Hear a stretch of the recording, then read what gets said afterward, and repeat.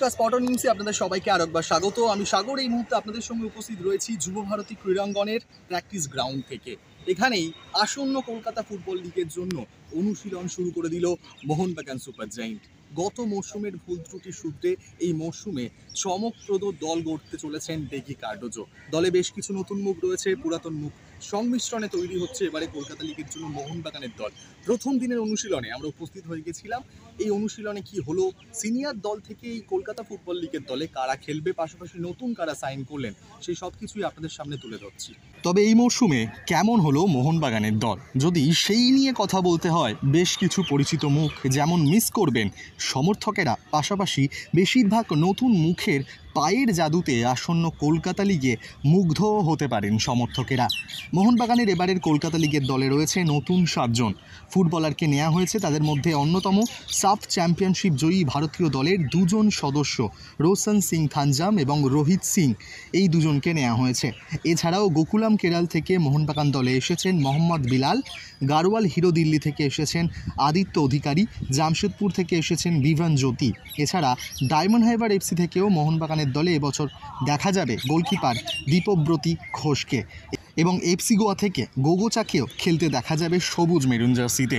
এছাড়াও এবছর কলকাতা লিগের দলে নেই 4 জন পরিচিত ফুটবলার, যাদেরকে গত মরশুমে সমর্থকেরা এবং আপনারা সবাই দেখেছেন দাপিয়ে ফুটবল খেলতে, যার মধ্যে অন্যতম টাইসন, এনসাং, শেত্র, শিবাজিৎ। এই 4 ফুটবলারকে এবছর মিস করবেন মোহনবাগান জনতা। তবে বেশ কিছু পরিচিত ফুটবলারের কথা বললে, যারা প্রথম দিনের অনুশীলনে উপস্থিত হয়েছিলেন, তাদের মধ্যে অন্যতম অভিষেক বালবাড়ি, সালাউদ্দিন। সদ্য সমাপ্ত মরশুমে মোহনবাগানের অনূর্ধ্ব 17 দলের হয়ে দুরন্ত পারফরমেন্স করা প্রেম হাসদা। পাশাপাশি মোহনবাগানের অনূর্ধ্ব 17 দল থেকে আরও একজন ফুটবলার রয়েছে, যার নাম মোহাম্মদ সারফারাজ। এই ফুটবলারগুলোকে দেখা যাবে। এছাড়াও লিওন কাস্টানা, ধীরাজ, পাসাং দর্জি এবং টনসিলকে প্রথম দিনের অনুশীলনে একাংশ নতুনদের মধ্যে অনুশীলন করতে দেখা গেল।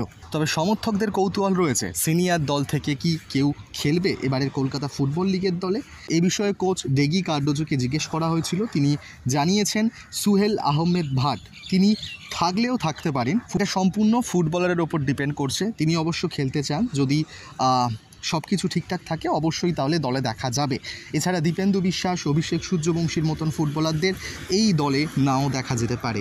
এছাড়াও এদিন প্রথম দিনের অনুশীলনে বেশ কিছু ফুটবলারকেই ট্রায়ালের জন্যই ডাকা হয়েছিল।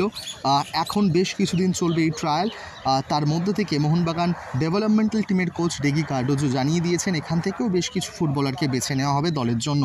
কলকাতা ফুটবল লিগে 27 জনের দলের সদস্যদের মধ্যে এদিন সুহেল ভাট ছাড়া আর বাদবাকি সব ফুটবলারকেই অনুশীলনে দেখা গেল। পাশাপাশি মোহনবাগান কোচ এদিন পরিষ্কার জানালেন, কলকাতা ফুটবল লিগ তো রয়েছে, পাশাপাশি যুব উন্নয়নে মোহনবাগান যেভাবে এগিয়ে চলেছে সেই দিকে নজর রেখে আরও বেশি পরিমাণে নতুন মুখ তুলে আনাই আমাদের প্রধান লক্ষ্য। তবে প্রথম দিনের অনুশীলনে ফুটবলাররা ওয়ার্ম আপ তো করলেনই, একটু ফিজিক্যালিটির দিকেও নজর দিলেন কোচ ডেগি কার্ডোজো বেশি। পাশাপাশি নিজেদের মধ্যে প্র্যাকটিস ম্যাচ তো রয়েইছে। এবার আসন্ন কলকাতা ফুটবল লিগে বিশেষ করে এই মরশুমে মোহনবাগান কেমন পারফরমেন্স করে সেটাই দেখার। আপাতত প্রথম দিনের অনুশীলন থেকে এগুলোই ছিল গুরুত্বপূর্ণ আপডেট।